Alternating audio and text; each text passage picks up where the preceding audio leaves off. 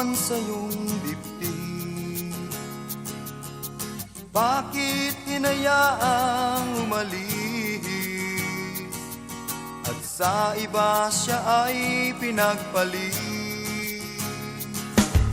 Nasabi kong siya'y di ko na mahal, dahil pagod na ang aking puso, isipan. Ngunit nang ako'y mapag-isa, di naramdamang mahal ko siya.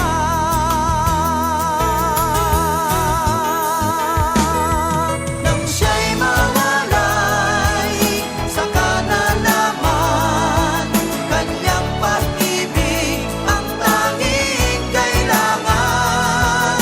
Paano kung siya'y iba na ang mahal?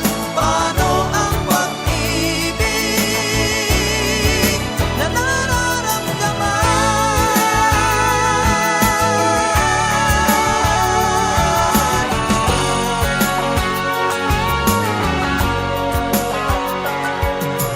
Alam ko na siya ay mahal mo,